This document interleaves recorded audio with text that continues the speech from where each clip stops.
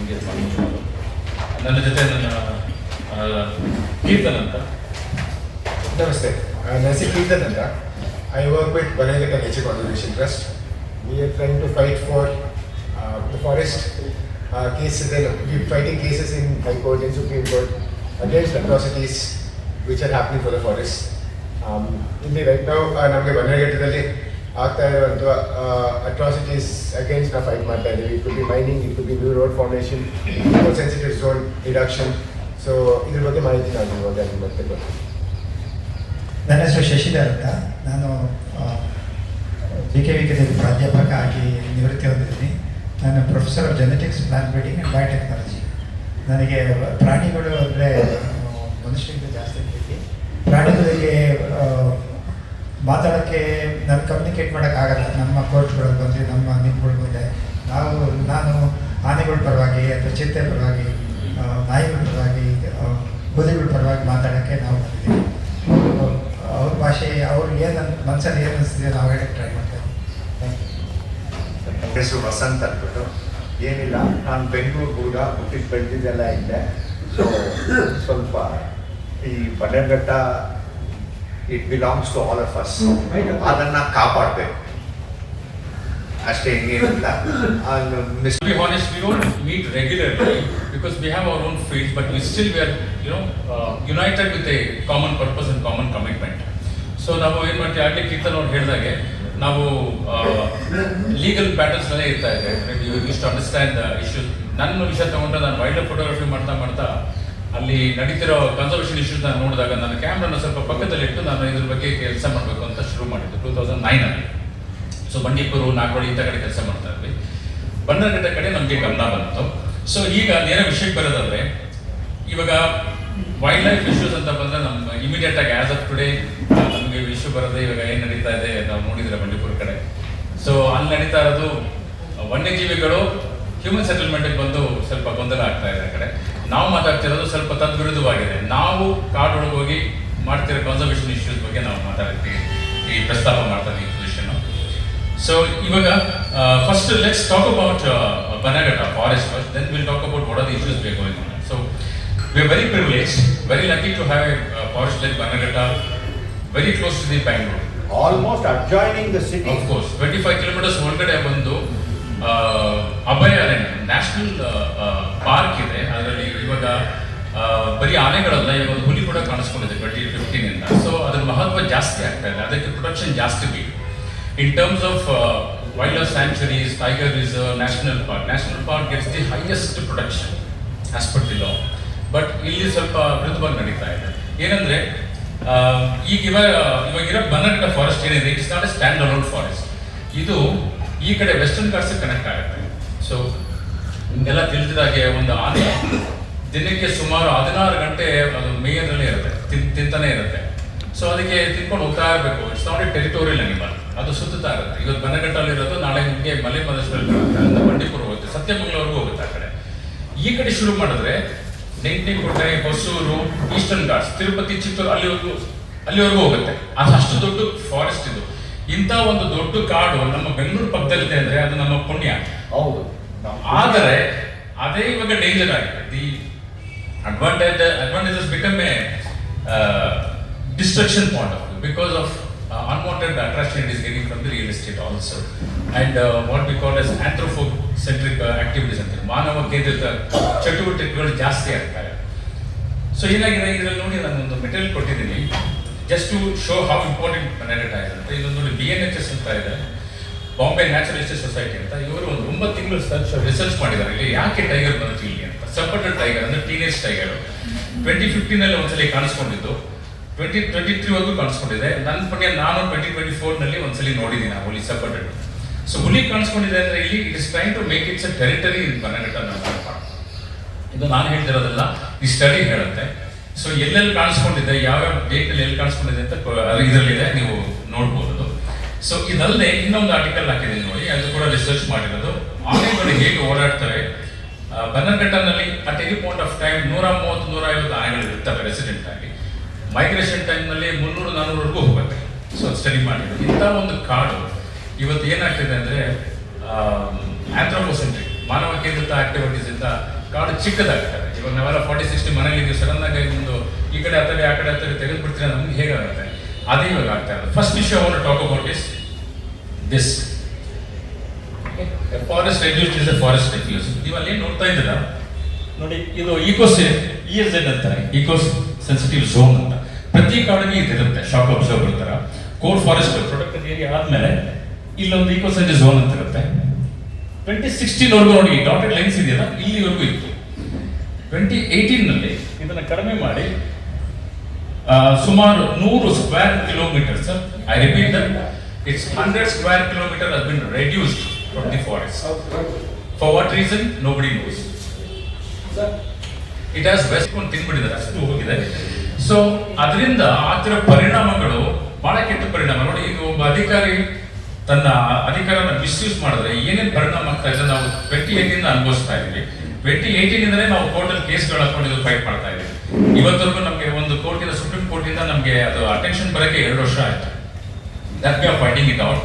So ಇದರಿಂದ ಕಾರಣ ಏನಾಗ್ತಿದೆ ಅಂದರೆ ಒಳಗಡೆ ಕಮರ್ಷಿಯಲ್ ಆಕ್ಟಿವಿಟೀಸ್ ಜಾಸ್ತಿ ಮಾಡ್ಬೋದು, ರೆಸಾರ್ಟ್ ಜಾಸ್ತಿ ಬರ್ಬೋದು. ಇದ್ರಲ್ಲಿ ಕೊಟ್ಟಿದ್ದೀನಿ ನೋಡಿ, ಈ ಡಾಕ್ಯುಮೆಂಟ್ ಅಲ್ಲಿ ನಿಮ್ಗೆ ಕಾಣಿಸುತ್ತೆ. 2016 ಎಷ್ಟಿತ್ತು ಅಂತ ನೋಡಿ, 268 ಸ್ಕ್ವೇರ್ ಕಿಲೋಮೀಟರ್ ಇದ್ದಿದ್ದು 2016. 2 ವರ್ಷದ ನಂತರ ಇನ್ನೊಂದು ಕಾಪಿ ಇದೆ ನೋಡಿ, ಅದರಲ್ಲಿ ನಾನು ಮಾರ್ಕ್ ಮಾಡಿದ್ದೀನಿ. 100 ಕಿಲೋಮೀಟರ್ 160 ಕಿಲೋಮೀಟರ್ಸ್ ಬಂದ್ಬಿಟ್ಟಿದೆ ಫಾರೆಸ್ಟ್. 260 ಇಂದ 100 ಸ್ಕ್ವೇರ್ ಕಿಲೋಮೀಟರ್ಸ್ ಕಮ್ಮಿ ಆಗ್ಬಿಟ್ಟಿದೆ. 168 ಸ್ಕ್ವೇರ್ ಕಿಲೋಮೀಟರ್ ಬಂದಿದೆ. ಸೊ ಇದು ಇವಾಗ ನಾವು ಮಾತಾಡ್ತಾರೆ ಎಲ್ಲರೂ sir, this is the very grave concern that we have. This is completely unethical, and this has to be restored in whatever it takes for that. Forest is a responsibility. ನಮ್ಮ ಜವಾಬ್ದಾರಿ, ನಮ್ಮ ಹಕ್ಕಲ್ಲ forest. So animals ನಮ್ಮ ಇವಾಗಲ್ಲ, throughout the entire hundreds of years ಇಂದ ನಮ್ಮ ಪಕ್ಕದಲ್ಲಿರೋ animals ಕಾಡನ್ನ ರಕ್ಷಣೆ ಮಾಡ್ಕೊಂಡು ಬಂದಿದ್ದೀನಿ. ದೇವ್ರನ್ನ ನೋಡಿರ್ಬೋದು, ನಮ್ಮ ಕಾಡು ನೋಡಿರ್ಬೋದು, ನಮ್ಮ ಮನೆ ನೋಡಿರ್ಬೋದು. ಇವಾಗ because of all the commercial activities Indian Institute of Science ಬಂದ್ಬಿಟ್ಟು 4.5 ಕಿಲೋಮೀಟರ್ಸ್ ಅಂದ್ಬಿಟ್ಟು ಈಕೋ ಸೆನ್ಸಿಟಿವ್ ಝೋನ್ ಮಾಡಿತ್ತು. To give you a small background of it, in 2006 Supreme Court ಬಂದ್ಬಿಟ್ಟು ಬ್ಲಾಂಕೆಟ್ ಲಾ ಹಾಕಿದ್ರು. 10 kilometers around all national parks should be eco sensitive zone. And then state governments had a problem, they reduced it, they went to head to Supreme Court and they told 10 kilometers agala, we have to reduce it, there might be a lot of settlements, there might be urban populations around it. So Supreme Court directed all the state governments to have a scientific study and give a reputed scientific agency a study to understand what would be eco sensitive zone. In Bannerghatta, around Bangalore, Indian Institute of Science did a study and they came up with 4.5 kilometers irbeku anbitu, like a shock absorber. So really it's not like the land goes away to the forest, the land remains with people, but activities are regulated. Few activities are regulated, few activities are promoted. Your organic farming agirbodu, it could be anything with regard to restoration, it is promoted. If regulated, it could be resorts, it could be some conflicting activities are regulated, but mining or site formation or cutting down trees, it is prohibited activities. So 4.5 kilometers ಏನಆಗ್ತಾ ಇತ್ತು ಅಂದರೆ it would be a shock absorber. ಇವಾಗ animals ಬಂದ್ರೇನು, they will go there and they'll go back into the forest. ಆದ್ರಿಂದ animal conflict, man animal conflict ತುಂಬಾ reduce ಆಗ್ತಾ ಇತ್ತು. ಆನೆಗಳು ಬರ್ತಾ ಇಲ್ಲ, ಪಟಾಕಿ ಹೊಡೋದು ಬೇಕಾಗ್ತಾ ಇರಲಿಲ್ಲ ಆನೆಗಳು ಮುಂದ್ಗಡೆ. ಇವಾಗ 2016 ಅಲ್ಲಿ ಅದು ನೋಟಿಫಿಕೇಶನ್ ಆಯಿತು by the state government. But that notification was not passed as an order. 2019 ಅಲ್ಲಿ without any study, from 4.5 kilometers they reduced it to 1 kilometer. ನೀವೆಲ್ಲ ಓದಿರ್ಬೋದು, ಆವಾಗ ನ್ಯೂಸ್ ಪೇಪರ್ ಅಲ್ಲಿ ಬಂತು 100 square kilometers, 269 square kilometers, 100 square kilometers eco sensitive zone is reduced without any questions. And it was during COVID times, we could not even come out and protest. Then they went ahead and made it an order. ಇವಾಗ 1 kilometer ಮಾಡಿದ್ದಾರೆ, 4.5 kilometers to 1 kilometer 50% ಇಲ್ಲ. Even within this 1 kilometer there are activities. They told, according to the law, they told monitoring committee ಮಾಡಬೇಕು, we should go ahead and protect at least this 1 kilometer. ಇವಾಗ ಆಗ್ತಾ ಇಲ್ಲ. ಆ ground reality ಏನಾಗ್ತಾ ಇದೆ ಅಂದ್ರೆ ಪಾಪ ಆನೆಗಳು ಬರ್ತಾ ಇದಾವೆ, ಪಟಾಕಿ ಹೊಡಿತಾ ಇದ್ದಾರೆ, ಆನೆಗಳು ವಾಪಸ್ ಹೋಗ್ತಾ ಇದೆ. ನಾವು ಬಂಡೀಪುರಲ್ಲಿ, ನಾಗರಹೊಳೆಯಲ್ಲಿ ಎಲ್ಲ ಕಡೆ ನೋಡಿದೀವಿ ಟೈಗರ್ ಅಟ್ಯಾಕ್ಸ್ ಹೆಂಗ್ ಆಗ್ತಾ ಇದೆ ಅಂದ್ಬಿಟ್ಟು. ಅನಿಮಲ್ಸ್ ಬರ್ತಾ ಇದಾವೆ ಆಚೆ. Thankfully there is no attack. Leopards are coming to Electronic City, leopards are coming everywhere in Bannerghatta. ನಿನ್ನೆ ನೀವು ನೋಡಿರ್ಬೋದು, ಗಾರ್ ಆಚೆ ಬಂದ್ಬಿಟ್ಟಿದೆ. It is attack on bike ಆನೆಕಲ್ನಲ್ಲಿ. ಸೊ ಇದೆಲ್ಲ this is the same stretch. ಆಮೇಲೆ ಏನಾಗ್ತಾ ಇದೆ, ಮೋರ್ ಡೀಪರ್ ಇಶ್ಯೂ ಏನು ಅಂದ್ರೆ, this is a very narrow piece of forest. If you look open Google Maps ನೋಡಿದ್ರೆ, it's a very narrow piece of forest and it's a scrub forest. ಅಂದ್ರೆ ಏನು ಅಂದ್ರೆ ಆನೆಗಳು other animals should walk through the forest, ಇಲ್ಲಾಂದ್ರೆ next year forest survive ಆಗಲ್ಲ. It should come kill all the old vegetation and new vegetation should grow. In the narrowest parts of the forest, there is activity. And through that forest, ನೀವು elevated corridor ಮಾಡಬೇಕು ನೋಡ್ತಾ ಇದ್ದೀರಾ, from 30 km to Urgandoti. That is cutting right through the forest, through the middle of the forest. ಅಲ್ಲಿ without any permissions road widening ಮಾಡಿದ್ದಾರೆ. When we file RTIs, there is no permission got from the forest department, but they've gone ahead and widened the road. So lots of atrocities are happening. You cannot point it at an individual, but the public, we need to kind of come together. Adike we call for the press conference so that we get support from the crowd, support from the people to understand this is not. If we lose Bannerghatta over the course of 4-5 years, Bangalore ಮಳೆ ಬರಲ್ಲ. ಇವಾಗ ಎಲ್ಲರೂ ನಾವು ಯೋಚನೆ ಮಾಡ್ಬೋದು, ಬ್ಯಾಂಗ್ಳೂರ್ ಉದಾರ ಆಗಿದೆ, road ಬರುತ್ತೆ, it decongest traffic ಅಂದ್ಬಿಟ್ಟು. But if you don't have water, what are we going to do? So I request you all to kind of research more into this. The press kit ಕೊಟ್ಟಿದ್ದೀವಿ. If you can look more into it and understand it, kind of put out your views on it and let people. ನಾವು ಮನೆಯಿಂದ ಇಂಥ ಕೆಲಸಕ್ಕೆ ಹೊರಟಾಗ ಮನೆಯಾಗಲಿ ಸ್ನೇಹಿತರಾಗಿ ಯಾಕೋ ಬೇಕು ನಿಮ್ಗೆ ಇದೆಲ್ಲ ಎಲ್ಲ ಪ್ರಭಾವಿಗಳು ಮಾಡ್ತಾ ಇರೋದು, ಈಗ ಇವೆಲ್ಲ ಆಗಲ್ಲ ಬಿಡಿ ಅಂತ ನಮ್ಮ ಲಾಯರೇ ಹೇಳ್ಬಿಟ್ಟು ಇದಾಗಲ್ಲ ಬಿಟ್ಟಾಕೊಂತ ನಾವು ಬಿಟ್ಟಾಕೊಟ್ವಿ ಲಾಯರ್ನ ಇದೆಲ್ಲ. ಸೊ ಈ ರೀತಿ ನಮಗೆ ಫ್ರಸ್ಟ್ರೇಷನ್ ಕೆಲವು ಸರಿ ನಮ್ಗೆ ಅನ್ಸುತ್ತೆ ಈ ಸಿಸ್ಟಮ್ ಮಾಡಿರೋದೇ ಅದಕ್ಕೋಸ್ಕರ ನಮ್ಮಂತವ್ರನ್ನ ಫ್ರಸ್ಟ್ರೇಟ್ ಮಾಡಿ ಡೇಟ್ ಮಾಡಿ ನೋಡಿ. ನಾ ಹೇಳಿದಂಗೆ 28 ಶುರು ಮಾಡಿದ್ದಕ್ಕೆ 2 ವರ್ಷ ಆದಮೇಲೆ ಅದನ್ನ ಕೈ ತಗೊಂಡಿದೆ ಸುಪ್ರೀಂ ಕೋರ್ಟ್ ಇವತ್ತು. ಸೊ ಇದು ಒಂದು ಕಾಪಿ ನಿಮ್ಗೆ ಹಾಕಿದೆಲ್ಲ, ಇದು ಸುಪ್ರೀಂ ಕೋರ್ಟ್ ಇದೆ, sent to government of Karnataka secretary ನೋಡಿ ಅಂತ. ಅದಾಗಿ 3 ವರ್ಷ ಆಗಿದೆ, ಅದ್ರ ಫೋಕಸ್ ಇನ್ನೂ ಬಂದಿಲ್ಲ. ಸೊ ನಾವು ಇವತ್ತು ಮಾತಾಡುವಾಗ ವೈಲ್ಡ್ ಲೈಫ್ ಬಗ್ಗೆ ಕೀರ್ತನ್ ಹೇಳಿದಾಗೆ ಪ್ರತಿಯೊಂದು ಕಾಡಲ್ಲೂ ಒಂದೊಂದು ಸಮಸ್ಯೆ ಇದ್ದೇ ಇರುತ್ತೆ. ಕಾಡು ಜೊತೆ ನಾಡಿದ್ರೆ ಅದು ಸಮಸ್ಯೆನೇ. ಕಾಡು ಜೊತೆ ಹೊಂದಾಗಿ ಬಾಳ್ಕೊಳ್ಳೋದು ವೈಲ್ಡ್ ಲೈಫ್ ಮಾತ್ರ, ಮನುಷ್ಯ ಅಲ್ಲ. ಮನುಷ್ಯ ಕಾಡಿಗೆ ಯಾವತ್ತೂ ಹಾನಿನೇ ಮಾಡ್ತಾನೆ, ಆ ರೀತಿ ಡಿಸೈನ್ ಆಗ್ಬಿಟ್ಟಿದೆ ನಾನು. ಸೊ ಈ ಬನ್ನರ್ಘಟ್ಟ ಫಾರೆಸ್ಟ್ ನಲ್ಲಿ ನಾನು ಸ್ವಲ್ಪ ಪ್ರತ್ಯೇಕವಾಗಿ ಹೇಳಕ್ಕೆ ಇಷ್ಟಪಡ್ತೀನಿ, ಯಾಕಂದ್ರೆ ಇದು ಎಲ್ಲ ಕಾಡಿನಂತ ಪ್ರಾಬ್ಲಮ್ ಇಲ್ಲ, ಇಲ್ಲಿ ಎಲ್ಲ ತರ ಪ್ರಾಬ್ಲಮ್ ಇದೆ. ಒಂದು ಹೇಳಿದಂಗೆ ಎನ್ಕ್ರೋಚ್ಮೆಂಟ್, ಅರ್ಬನೈಸೇಷನ್.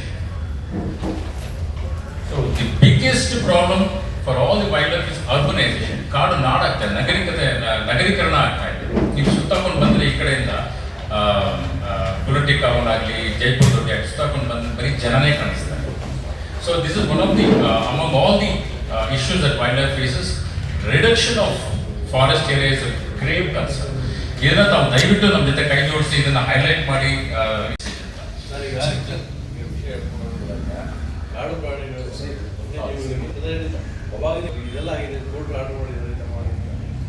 ಅದಲ್ಲದೆ ನಾವು NGTಗಾಗಲಿ ಲೋಕಲ್ DSCF ಗಳಲ್ಲಿ ಅವ್ರ ಗಮನಕ್ಕೆ ತಂದಿದ್ದೀವಿ, ಹಲವಾರು ರೀತಿ ತಂದಿದ್ದೀವಿ. ಇದೇ ಥರ ಒಂದು ಬೀಟ್ಸು ಮಾಡಿದ್ದೀವಿ, ಇದೇ ಥರ ನಾವು ಒಂದು ಅವೇರ್ನೆಸ್ ಪ್ರೋಗ್ರಾಮ್ ಮಾಡಿದ್ದೀವಿ, ಲೆಟರ್ಸ್ ಬರೆದಿದ್ದೀವಿ DCFಗಳಿಗೆ ಬಂದು ನೋಡಿ. ಮುಖ್ಯವಾಗಿ ಏನು ಗೊತ್ತಾ, ಮಾನಿಟರಿಂಗ್ ಕಮಿಟಿ ಅನ್ನೋದು ಇರಬೇಕು, ರಿಯಲ್ ಟೈಮ್ ಮಾನಿಟರಿಂಗ್ ಕಮಿಟಿ.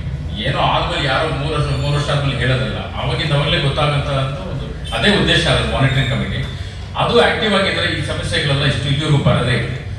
ನಮ್ಮ ಸ್ನೇಹಿತರು ಇನ್ನೊಬ್ರು ಏನೋ ಹೇಳ್ಬೇಕಂದ್ರೆ, ನನ್ನ ಹೆಸರು ಭಾನುಪ್ರಕಾಶ್ ಅಂತ. ನಾನು I've been the first petitioner for the eco-sensitive zone reduction case in Karnataka, representing Bannerghatta Nature Conservation Trust. So ಇಲ್ಲಿ ಕೆಲವರು ಕ್ವಶನ್ ಕೇಳಿದ್ರೆ ನಾವು ಏನು ಮಾಡಿದ್ದೀವಿ, ಇದನ್ನು ತಡೆಗಟ್ಟಲಿಕ್ಕೆ ನಾವು ಏನು ಮಾಡಿದ್ದೀವಿ. So we have been seeing this destruction going on from quite some time.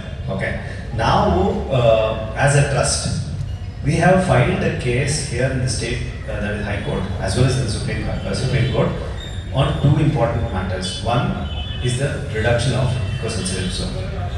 Now, ಮುಂದುವರಿಯೋಕೆ ಮುಂಚೆ ಒಂದು ಇಂಪಾರ್ಟೆಂಟ್ ಆಸ್ಪೆಕ್ಟ್ ಏನು ಅರ್ಥ ಮಾಡ್ಕೋಬೇಕಂದ್ರೆ, eco-sensitive zone ಅಂದರೆ ಏನು? ಸುಮಾರು ಜನಕ್ಕೆ first of all Bannerghatta national park ಅಂದರೆ ಮೋಸ್ಟ್ ಆಫ್ ದಮ್ ಅನ್ಕೊಳ್ಳೋದೇ ಝೂ ಅಂತ. ಎಲ್ಲರೂ ಅನ್ಕೊಳ್ಳೋದು ಅದೊಂದು ಝೂ ಅನ್ಕೊಂಡಿದ್ದಾರೆ. ಝೂ ಅಲ್ಲ, ಇದು ನ್ಯಾಷನಲ್ ಪಾರ್ಕ್ ಅಂದರೆ it's a very important forest, one of the most important forest in the country. ಇವಾಗ ಇಡೀ ದೇಶದಲ್ಲೇ ಉಳ್ಕೊಂಡಿರುವಂಥ ಪ್ರೊಟೆಕ್ಟೆಡ್ ಏರಿಯಾಸ್ ಬರೀ 2% ಮಾತ್ರ. ವೆರಾಸ್ ಒಂದು ದೇಶ ಮುಂದುವರಿಬೇಕು ಒಳ್ಳೆ ರೀತಿಯಲ್ಲಿ, ಎಲ್ಲರಿಗೂ ಸಮಬಾಳ್ವೆ, ಸಮವಾಗಿ ಎಲ್ಲರಿಗೂ ಒಳ್ಳೆ ಪಾಲು ಸಿಗಬೇಕು ಅಂದರೆ 28% ಫಾರೆಸ್ಟ್ ಇರಬೇಕು. 28% ಫಾರೆಸ್ಟ್ ಇರಬೇಕು. ಫಾರೆಸ್ಟ್ ಅಂದರೆ ಏನು? Natural resources. ಪ್ರತಿ ದೇಶದ ಒಂದು ವೆಲ್ತ್ನ, when you want to go head and evaluate wealth of a country, it is evaluated by the natural resources. ಎಷ್ಟು ನಮ್ಮಲ್ಲಿ ಸಂಪತ್ತಿದೆ. ಇವತ್ತು ನಮ್ಮ ದೇಶದಲ್ಲಿ 10 ವರ್ಷ ಆದಮೇಲೆ ಈ ಲಾಸ್ಟ್ 10 ಇಯರ್ಸಲ್ಲಿ ಉಳ್ಕೊಂಡಿರೋದೇ 2.5% ಫಾರೆಸ್ಟ್. ಇವತ್ತು ನಮ್ಮ ಸ್ನೇಹಿತರು ಕೀರ್ತನ್ ಅವರು ಈ ಇಕೋಸೆನ್ಸರಿ ಝೋನ್ ಮ್ಯಾಪ್ ತೋರಿಸಿದ್ರಲ್ಲ, ನಾನು ಇದರಲ್ಲಿ ಕೆಲವು ಇಂಪಾರ್ಟೆಂಟ್ ವಿಚಾರಗಳನ್ನ ಹೇಳಬೇಕಾಗಿ ಬರುತ್ತೆ. ಓಕೆ, ಸೊ ನಮ್ಮ 2016 ಒಂದು IASC went ahead and did a study. They did a detailed study for 4 years. 4 ವರ್ಷ they did a study and they came out with an eco-sensitive zone. ಅದು ಈ ಚುಕ್ಕೆಗಳಿರುವಂಥ ಜಾಗ, ನಿಮ್ಮ ಹತ್ರ ಇರುವಂಥ ಕಿಟ್ಟಲ್ಲಿ ಈ ಮ್ಯಾಪು ಇದೆ. ಈ ಚುಕ್ಕೆಗಳಿರುವಂಥ ಜಾಗ ಇದು 4 ಕಿಲೋಮೀಟರ್ ಬರುತ್ತೆ. 4 ಕಿಲೋಮೀಟರ್ಸ್ ಬರುತ್ತೆ, ಆಲ್ಮೋಸ್ಟ್ 4 ಕಿಲೋಮೀಟರ್ಸ್ ಬರುತ್ತೆ. ಡೆಪ್ತ್ ಬರುತ್ತೆ. ಫ್ರಮ್ ದ ಫಾರೆಸ್ಟ್ 4 ಕಿಲೋಮೀಟರ್ಸ್ ಬರುತ್ತೆ. ಯಾಕೆ ಬೇಕು ನಮಗೆ 4 ಕಿಲೋಮೀಟರು ಅಂತ ಕೇಳಿದ್ರು ಯಾವಾಗ. ಏನಕ್ಕೆ ಅಂದರೆ ನಮಗೆ ಬೌಂಡ್ರೀಸ್ ಗೊತ್ತಾಗುತ್ತೆ. ಮನುಷ್ಯರಿಗೆ ಗೇಟ್ ಇದೆ, ಗೇಟ್ ಆಚೆ ಹೋಗ್ಬಾರ್ದು ಅಂತ ನಮಗೆ ಒಂದು ಸೆನ್ಸ್ ಇದೆ, ನಾವೇ ಮಾಡ್ಕೊಂಡಿರೋ ಬೌಂಡ್ರಿ ಅದು. Whereas animals cannot understand boundaries. They are free living species. ಅವಕ್ಕೆ ಕಾಡು ಆಚೆ ಬಂದರೆ ಅವಕ್ಕೊಂದು ಬಫರ್ ಝೋನ್ ಇರಬೇಕು. ಕಾಡಿಂದ ಆಚೆ ಕಾಲಿಟ್ಟಿದ ತಕ್ಷಣ ಇಮಿಡಿಯೇಟ್ ಬಿಲ್ಡಿಂಗ್ ಬಂದ್ಬಿಟ್ರೆ ಅವಕ್ಕೆ ಏನು ಅರ್ಥ ಆಗುತ್ತೆ? There should be some buffer zone. ಅದರಿಂದಾಗಿ ನಮ್ಮ ಏನದು ಸೆಂಟ್ರಲ್ಲಿ there is environment and forest ministry ಇದೆಯಲ್ಲ, ಅವರು ಒಂದು ಗೈಡ್ಲೈನ್ಸ್ ಮಾಡಿದ್ರು. ಬಫರ್ ಝೋನಲ್ಲಿ ಯಾವ್ಯಾವ ಥರ ಇರಬೇಕು ಅಂದರೆ, ಈ ಬಫರ್ ಝೋನಲ್ಲಿ ಏನು ಆ್ಯಕ್ಟಿವಿಟೀಸ್ ಅಲೌಡ್ ಇದೆ, ಏನು ಆ್ಯಕ್ಟಿವಿಟೀಸ್ ಅಲೌಡ್ ಇಲ್ಲ. ಅದರಲ್ಲೇ ಕೀರ್ತನ್ ಅವ್ರು ಹೇಳಿದಾಗ ಕೆಲವು ಆ್ಯಕ್ಟಿವಿಟೀಸ್ ಅಲೌಡ್ ಇದೆ, ಕೆಲವು ಆ್ಯಕ್ಟಿವಿಟೀಸ್ ಅಲೌಡ್ ಇಲ್ಲ. ಈಗ ಫೈನಲ್ ನೋಟಿಫಿಕೇಶನ್ ಬಂತು 2022 ವೆರಾಸ್ ಅಲ್ಲಿ 1 ಕಿಲೋಮೀಟರ್ ಮಾಡಿಬಿಟ್ರು. ಅವಾಗ 1 ಕಿಲೋಮೀಟರ್ ಏನಾಗುತ್ತೆ ಅಂದರೆ, ಈ ಕೆಂಪು ಸ್ಪಾಟ್ಸ್ ನೀವು ನೋಡ್ತಾ ಇದ್ರಲ್ಲ, ಇವೆಲ್ಲ ಬಂದ್ಬಿಟ್ಟು ಕ್ವಾರಿಗಳು. These are all quarries. ಇಲ್ಲೆಲ್ಲ ನೋಡ್ತೀರಾ ಕ್ವಾರೀಸ್. ಸೊ ಯಾವಾಗ ಅದು 1 ಕಿಲೋಮೀಟರ್ ಅಲ್ಲ, ಇವೆಲ್ಲ ಕ್ವಾರೀಸ್ ಎಲ್ಲ ಆಚೆ ಹೋಗ್ಬಿಡುತ್ತೆ. ಪ್ರೊಟೆಕ್ಟೆಡ್ ಏರಿಯಾ, ಇಕೋಸೆನ್ಸರಿ ಝೋನ್ ಇಲ್ಲ, ಅವಾಗ they are allowed to do quarrying there. So again the buffer zone is affected, animals are affected. Plus ಈ ಏರಿಯಾದಲ್ಲಿ all commercial activity will be activated. Maybe big industries, ದೊಡ್ಡ layouts ಇರ್ಬೋದು, okay, ಮತ್ತೆ tree felling ಇರ್ಬೋದು, resorts ಇರ್ಬೋದು, IIM ಅಂತ ದೊಡ್ಡ institutions ಇರ್ಬೋದು. ಓಕೆ, ಇವೆಲ್ಲ ಬರ್ತಾ ಇದೆ. ಈಗ ಜಸ್ಟ್ ಇಮ್ಯಾಜಿನ್ ಮಾಡಿ, we will have a huge road that is gonna cut across this forest. ನಾವು ಏನಕ್ಕೆ ಆನೆಗಳು ಕಾರಿಡಾರ್ ಇಂಪಾರ್ಟೆಂಟ್ ಅಂತ ಹೇಳ್ತೀವಿ? ಓಕೆ, ಒಂದು ಆನೆ ಒಂದು ಸ್ಪೀಶೀಸ್ ಇರ್ಬೋದು. ಓಕೆ, ಬಟ್ ಆನೆ once when it crosses one forest to another forest, along with the ಆನೆ ಸಾವಿರಾರು ಸ್ಪೀಶೀಸ್, ಕೋಟ್ಯಾಂತರ ಸ್ಪೀಶೀಸ್ ಅದರ ಜೊತೆನೇ ಮೂವ್ ಆಗುತ್ತೆ. ಯಾಕಂದರೆ ಆನೆ ತಿಂದು ಇಮಿಡಿಯೇಟ್ಲಿ ಅದು ಇದು ಮಾಡುತ್ತೆ, ಇದು ಲದ್ದಿ ಆಗುತ್ತೆ. ಆ ಲದ್ದಿಯಲ್ಲಿ ಅದಕ್ಕೆ ಡಿಪೆಂಡೆಂಟ್ ಆಗಿರೋದು ಕೆಲಸೊಂದು ಸ್ಪೀಶೀಸ್ ಇರುತ್ತೆ. ಅದಕ್ಕೆ ಮೇಲೆ ಡಿಪೆಂಡ್ ಆಗಿರೋ ಅದ್ರ ಲದ್ದಿ ಹಾಕಿದಾಗ ಅದರಿಂದ ಗಿಡಗಳು ಬೆಳೀತವೆ, ಕಾಡು ಬೆಳೆಯುತ್ತೆ. So when the cycle is going to stop. ಇವಾಗ ಏನಾಗಿದೆ ಅಂದರೆ, ಬನ್ನರ್ಘಟ್ಟದಿಂದ ಮಾಗಡಿಗೆ ಕನೆಕ್ಟ್ ಆಗೋದು ಫಾರೆಸ್ಟ್ ಇತ್ತು ಮುಂಚೆ. ನಮ್ಮ ರಾಮನಗರ, ಮಂಚನಬೆಲೆ ಇಲ್ಲೆಲ್ಲ ಮುಂಚೆ ಆನೆಗಳು ಹೋಗ್ತಾ ಇದ್ವು. ಆನೆಗಳು ಒಂದೇ ಅಲ್ಲ, ಸಾವಿರಾರು ಸ್ಪೀಶೀಸ್ ಕ್ರಾಸ್ ಆಗಬಹುದು. ಇವಾಗ ದೊಡ್ಡ ಹೈವೇ ಆಗಿದೆ, ಮೈಸೂರು ಹೈವೇ ಆಗಿದೆ, ಪ್ರತಿಯೊಂದು ನಿಂತೋಗ್ಬಿಟ್ಟಿದೆ. ಇವಾಗ ಆನೆಗಳೇ ಇಲ್ಲ ಸಾಮುದ್ರದಲ್ಲಿ. ಆವಾಗ ಸ್ಲೋ ಆಗಿ ಸಾಮುದ್ರಿಕ ಫಾರೆಸ್ಟ್ ಡಿಗ್ರೇಡ್ ಆಗ್ತಾ ಹೋಗುತ್ತೆ. ಪ್ಲಸ್ ಒಂದೇ ಜಾಗದಲ್ಲಿ ಆನೆಗಳಿದ್ದಾಗ ಇವಕ್ಕೆ ಬೇರೆ ಕಡೆ ಹೋಗೋಕೆ ಜಾಗ ಇಲ್ಲ. ಇರೋ ಆನೆಗಳು ಬೇರೆ ಕಡೆ ಹೋಗೋಕ್ಕಾಗಲ್ಲ, ವಾಪಸ್ ಹೋಗೋಕ್ಕಾಗಲ್ಲ ಕಾವೇರಿ ವೈಲ್ಡ್ ಸ್ಯಾಂಕ್ಚುರಿ. ಆವಾಗ ಏನಾಗುತ್ತೆ, ನಮ್ಮ ಆನೆಗಳು they have very huge appetite. Okay, ಅವು ಇರೋದೇ ಹಾಗೆ. ಆಗೇನಾಗುತ್ತೆ ಅಂದರೆ, ಇಲ್ಲಿರುವಂಥ ಕಾಡು it will not be able to sustain the species. ಆನೆಗಳನ್ನ ಸಸ್ಟೈನ್ ಮಾಡೋಕ್ಕಾಗಲ್ಲ, ಆಹಾರ ಇರೋದಿಲ್ಲ. ಪ್ಲಸ್ ಇರೋ ಆಹಾರನೂ ಅದು ಎಷ್ಟಿದೆಯೋ ಅಷ್ಟು ತಿಳ್ಕೊಳ್ತಾ ಹೋಗುತ್ತೆ, ಕಾಡು ಡಿಗ್ರೇಡ್ ಆಗ್ತಾ ಹೋಗುತ್ತೆ. ಪ್ಲಸ್ ಇನ್ನೊಂದೇನು ಅರ್ಥ ಮಾಡ್ಕೋಬೇಕು ಅಂದರೆ, ಇವತ್ತು ನಾವು it's a burning issue, current burning issue ಏನು ಗೊತ್ತಾ? ಇವಾಗ ನಾವು ಡೆಲ್ಲಿಯಲ್ಲಿ ನಾವೇ ನೋಡ್ತಾ ಇದ್ದೀವಿ ಯಾವ ರೀತಿಯಾದ ಒಂದು ವಾತಾವರಣ ನಿರ್ಮಾಣ ಆಗಿದೆ. ಓಕೆ, ಅಲ್ಲಿ ಜನ ಉಸಿರಾಟನೇ ಒಂದು ಹಾರ್ಡ್ ಕೋರ್ ಫ್ಯಾಕ್ಟ್ರಿ ಒಳಗಡೆ ಇದ್ದಂಗಿದ್ದಾರೆ ಇವಾಗ. ಅದೇ ಪರಿಸ್ಥಿತಿ ನಾಳೆ ದಿನ ಬೆಂಗಳೂರಲ್ಲಿ ನಿರ್ಮಾಣ ಆಗೇ ಆಗುತ್ತೆ. ನಾವೇನಾದರೂ ಈ currently if we don't handle this situation in Bannerghatta, if we don't go head and protect the ecosensitive zone, we will face the same problem. ಸಂದರ್ಭ ಇರುತ್ತೆ ಅವಾಗ ಏನಾಗುತ್ತೆ ಅವ್ರ ಪರಿಸ್ಥಿತಿ, ಗುಂಡಿಟ್ಟು ಹೊಡಿತಾರೆ ಅಷ್ಟೇ ಆಗುತ್ತೆ. ಚಿರತೆನೇ ಆಗಲಿ, ಆನೆನೇ ಆಗಲಿ, ಹುಲಿನೇ ಆಗಲಿ, ಮನುಷ್ಯನ ಸಂಘರ್ಷ ಆದಾಗ ಮನುಷ್ಯನಿಗೆ ಏನಾಗುತ್ತಾ, ಕೆಲವು ಸತಿ ಆಗ್ಬೋದು, ಬಾಕಿ ಸಣ್ಣ ಗುಂಡಿಟ್ಟು ಹೊಡೆದು ಸಾಯಿಸ್ತಾರೆ, ಹೊಡಿತಾರೆ, ಎಲೆಕ್ಟ್ರಿಕ್ಯೂಟ್ ಮಾಡ್ತಾರೆ, ಪಾಯ್ಸನ್ ಆಗ್ತಾರೆ, ವಿಷ. ಪ್ರಾಣಿ ಸಂತತಿ ನಶೆ ಆಗುತ್ತೆ, ವನ್ಯ ಪ್ರಾಣಿ ಇರೋಲ್ಲ. ಅಂದ್ರೆ ಏನಂದ್ರೆ ವನ್ಯ ಪ್ರಾಣಿಗಳು ಒಂದೇ ಅಲ್ಲ, ಕಾಡಿನ ಸಂತುಲನನೇ ಹೋಗುತ್ತೆ, ಕಾಡೇ ನಿರ್ನಾಮ ಆಗುತ್ತೆ.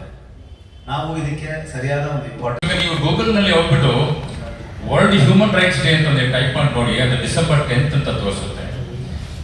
ಇಮಿಡಿಯೇಟ್ ಆಗಿ ವರ್ಲ್ಡ್ ಅನಿಮಲ್ ರೈಟ್ಸ್ ಡೇ ಅಂತ ಟೈಪ್ ಮಾಡಿ ನೋಡಿ, ಅದು ಡಿಸೆಂಬರ್ 10th ತೋರಿಸುತ್ತೆ. ಯಾಕೆಂದ್ರೆ ಇದ್ರ ಉದ್ದೇಶ ಇಷ್ಟೇ, ಎಲ್ಲ ಒಂದೇ ನಾವು ಅಂತ, ಯಾರು ಮೇಲ್ಗೈನಿಲ್ಲ ಅಂತ.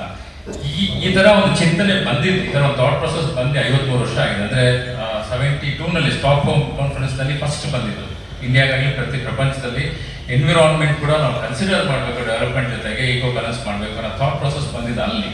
76ನಲ್ಲಿ ಈ ಅಮೆಂಡ್ಮೆಂಟ್ ಆಯಿತು 48, saying that all development activities should be ecocentric and not anthropocentric ಅಂತ. ಮಾನವ ಕೇಂದ್ರಿತ ಅಲ್ಲ, ಪರಿಸರ ಕೇಂದ್ರಿತವಾಗಿ ಇರಬೇಕು ಅಂತ. ಬಟ್ ಅದು ಪುಸ್ತಕದ ಬದನೆಕಾಯಿ ಆಗಿ ಇದೆ ಇವತ್ತರೆಗೂ, ಏನು ನಡೀತಾ ಇಲ್ಲ ಆ ಥರ. ಉದಾಹರಣೆಗೆ ಈ ಫ್ಲೈಓವರ್ ನೋಡಿ, ಫ್ಲೈಓವರ್ ನಾನು ಆಗಲೇ ಹೇಳಿದಾಗೆ ಈಕೋಸೆಂಟ್ರಿಕ್ ಅಪ್ರೋಚ್ ಇಲ್ಲ ಅಂತ ನಾನು ಯಾಕೆ ಹೇಳ್ತೀನಿ ಅಂದರೆ, ಇದೇ NHAI, ಇದೇ ರೋಡ್ ಕನ್ಸ್ಟ್ರಕ್ಟ್ ಮಾಡೋಂಥ national highway authority of India, ಇವರು ಈ ಥರ ಒಂದು ಹೈವೇ ಮಾಡುವಾಗ ಮಧ್ಯದಲ್ಲಿ ಒಂದು ಮೈಸೂರು ಅಥವಾ ಬೆಂಗಳೂರು ಅಂತ ಸಿಟಿ ಬಂದರೆ ಏನು ಮಾಡ್ತಾರೆ ಹೇಳಿ, ರಿಂಗ್ ರೋಡ್ ಮಾಡ್ತಾರೆ. ಸೊ ದಟ್ ಸಿಟಿ ಮೇಲೆ ಹೋಗೋದು ಬೇಡ, ಜನಕ್ಕೆ ತೊಂದರೆ ಆಗುತ್ತೆ. ಇವಾಗ ನಮ್ಮ ಮನೆಯಲ್ಲಿ ನಾನು ಕೂತ್ಕೊಂಡಿದ್ದೀನಿ ಬಾಲ್ಕನಿಯಲ್ಲಿ ಕಾಫಿ ಕೊಟ್ಕೊಂಡು ರಿಟೈರ್ಮೆಂಟ್, ನಮ್ಮ ಮನೆ 5 ಅಡಿ ಮೇಲ್ಗಡೆ ಫ್ಲೈಓವರ್ ಹೋಗುತ್ತೆ, ನಾವು ಸುಮ್ಮನೆ ಇರ್ತೀವ? ಇಲ್ಲ. ಸೊ ಇವ್ರೇನು ಮಾಡ್ತಾರೆ, ಸಿಟಿಗೆ ಮಾತ್ರ ರಿಂಗ್ ರೋಡ್ ಮಾಡ್ತಾ ಇರ್ತಾರೆ, ಕಾಡು ಬಂದಾಗ ಫ್ಲೈಓವರ್ ಮಾಡ್ತಾರೆ, ಕಾಡು ಮೇಲೆ ಹೋಗ್ಬೇಕು ಅಂತ. ಇದೇನಾಯ್ತು ಅಂದ್ರೆ ನಾಗ್ಪುರ್ನಲ್ಲಿ ತಮಗೆ ಗೊತ್ತಿರ್ಬೋದು, 16 ಕಿಲೋಮೀಟರ್ ಒಂದು ಫ್ಲೈಓವರ್ ಕೋರ್ ಫಾರೆಸ್ಟ್ ಅಲ್ಲಿ ಹೋಗಿದೆ. ಹೌದು, ಪೆಂಚ್ ಫಾರೆಸ್ಟ್ ಮೇಲೆ ಹೋಗಿದೆ. ಅದು ಬಂದ್ಬಿಟ್ಟು 30 to 38 ಕಿಲೋಮೀಟರ್ ಜಾಸ್ತಿ ಆಗುತ್ತೆ ರಿಂಗ್ ರೋಡ್ ಹೋದ್ರೆ. ಬಟ್ 38 ಕಿಲೋಮೀಟರ್ ಸೇವ್ ಮಾಡೋಕ್ಕೋಸ್ಕರ 16 ಕಿಲೋಮೀಟರ್ ಫ್ಲೈಓವರ್ ಹಾಕ್ಬಿಟ್ರು. ಅದಕ್ಕೆ they justify saying that the scientific approach, ನಾವು ಸೌಂಡ್ ಬ್ಯಾರಿಯರ್ಸ್ ಹಾಕಿದ್ದೀವಿ, ಕೆಳಗಡೆ ಅನಿಮಲ್ಸ್ ಓಡಾಡ್ಬೋದು, ಅದಕ್ಕೂ ತೊಂದರೆ ಇಲ್ಲ, ನಮಗೂ ತೊಂದರೆ ಇಲ್ಲ, agri. It's a win-win situation for both wild life and human life. But in the long run ನಾವು ಬರೀ ಪ್ರಾಣಿಗಳ ಬಗ್ಗೆ ಮಾತಾಡೋದಲ್ಲ, ಬಯೋಡೈವರ್ಸಿಟಿ ಅಂತಾನೂ ಇದೆ. ಪ್ರತಿ ಮರನೂ ಮೋಡದ ಜೊತೆ ಮಾತಾಡುತ್ತೆ, ಆ ಫೋಟೋಸಿಂಥೆಸಿಸ್ ಪ್ರಾಸೆಸ್ ಹಾಳಾಗಿ ಹೋಗುತ್ತೆ ಈ ತರ ಫ್ಲೈಓವರ್ ಇದ್ರೆ. ಒಂದು ಎಲ್ಲದಕ್ಕಿಂತ ಹೆಚ್ಚಾಗಿ ಒಂದು ಫ್ಲೈಓವರ್, ಈ ತರ ಒಂದು ದೊಡ್ಡ ಫ್ಲೈಓವರ್ ಇಡೀ ದೇಶಕ್ಕೆ ಮಾದರಿ ಆಗೋಯ್ತು, ಕೆಟ್ಟ ಮಾದರಿ ಆಗೋಯ್ತು. ಇವಾಗ ಏನಾಯ್ತಂದ್ರೆ it's sets a wrong example. ತೆಲಂಗಾಣಲ್ಲಿ ಏನ್ ಮಾಡಿದ್ರು, ಈ ಫ್ಲೈಓವರ್ನ ತೋರಿಸ್ಬಿಟ್ಟು ಅವರೊಂದು 2 ಕಿಲೋಮೀಟರ್ ಫಾರೆಸ್ಟ್ ಫ್ಲೈಓವರ್ ಮಾಡ್ಕೊಂಡು, ಇದು ನೋಡಿದ ತಕ್ಷಣ ಬಂಡೀಪುರ್ನಲ್ಲಿ ಕೇಳೋದು ನಿಮ್ಗೆ ಗೊತ್ತೇ ಇದೆ, ಪದೇ ಪದೇ ಕೇಳ್ತಾನೆ ಇದ್ದಾರೆ. ದಿನಕ್ಕೆ 15 ಅವರ್ ಓಪನ್ ಇರುತ್ತೆ ರೋಡ್, ಆದ್ರೂ ಕೂಡ ಅವಾಗ ನೈಟ್ ಓಪನ್ ಮಾಡಬೇಕು ಅಂತ ಕೇಳ್ತಾ ಇದ್ದಾರೆ. ಸರಿ, ಒಂದ್ ವೇಳೆ ನಾವು ನಮ್ಮ ಅಬ್ಸರ್ವೇಷನ್ ಪ್ರಕಾರ comparatively Karnataka is far better than other states the way it is protecting. ಕೇರಳದವರು ತಮಗೆ ಗೊತ್ತಿರ್ಬೋದು, ರೀಸೆಂಟ್ ಆಗಿ ಒಂದು ಅಮೆಂಡ್ಮೆಂಟ್ ಕೇಳಿದ್ದಾರೆ ವೈಲ್ಡ್ ಲೈಫ್ ಪ್ರೊಟೆಕ್ಷನ್ ಆಕ್ಟ್ ನಲ್ಲಿ. ಏನಂದ್ರೆ ಕಾಡು ಪ್ರಾಣಿಗಳು ಈಚೆ ಬಂದ್ರೆ ಗುಂಡಿಟ್ಕೊಳ್ಳೋದಕ್ಕೆ ಅವಕಾಶ ಕೊಡಿ ಅಂತ ಹೇಳ್ತಾರೆ. ಆ ಅಷ್ಟು ಕ್ರೂರತೆ ಇದೆ ಅಲ್ಲಿ. ಸೊ ಇವತ್ತು ಈ ಪ್ರಾಸೆಸ್ ಏನಾಗಿದೆ, ಎಲ್ಲೇ ಕಾಡು ಬಂದ್ರೆ ಫ್ಲೈಓವರ್ ಹಾಕಿ ಅಂತ ಶುರು ಆಗುತ್ತೆ. ಇದರಲ್ಲಿ ನಾನೊಂದು ಇದು ಶೇರ್ ಮಾಡಿದ್ದೀನಿ ನೋಡಿ, NHAI ನಲ್ಲಿ 2023ನಲ್ಲಿ ಅಪ್ರೂವಲ್ ತಗೊಂಡಿದ್ದಾರೆ. ಇದ್ದು ನಾನು ಬರೀ ಒಂದು ಪೇಜ್ ಹಾಕಿದ್ದೀನಿ ನಿಮಗೆ, ಇದೊಂದು 13 ಪೇಜ್ ಇದೆ. ಈ 13 ಪೇಜ್ ನಾನು ಓದಿದಾಗ ನನಗೆ ಏನು ಅನಿಸ್ತು ಅಂದ್ರೆ, ಒಂದು ಚಂದಮಾಮ ಕಥೆ ಓದಿದಂಗೆ ಆಯ್ತು ನನಗೆ. ಯಾಕಂದ್ರೆ ಅಷ್ಟು ಚೆನ್ನಾಗಿದೆ ಕಥೆ. ಅವ್ರು ಹೇಳ್ತಾ ಇದ್ದಾರೆ, ಅವ್ರ ಅಪ್ರೂವಲ್ ತಗೊಂಬನ್ನಿ, ಇವ್ರ ಅಪ್ರೂವಲ್ ತಗೊಂಬನ್ನಿ ಅಂತ. ಆಯ್ತು, ತಗೊಂಬಂದೆ ಕೊಡಿ ಅಂತಾರೆ. ಅಷ್ಟು ಈಸಿಯಾಗಿ ಆಗೋಗಿದೆ ಕೆಲಸ ಅವರಿಗೆ. ಯಾಕಂದ್ರೆ ಅದು ತೋರಿಸ್ತಾರೆ, ಪುಣ್ಯದಲ್ಲಿ ಮಾಡಿದ್ದೀವಿ, ಇಲ್ಲಿ ಮಾಡ್ತೀವಿ, ಇಲ್ಲಿ ಯಾಕೆ ಮಾಡಬಾರದು. ಇದು ಆಗ್ತಾ ಇರೋದು ಪರಿಣಾಮ. ಫ್ಲೈಓವರ್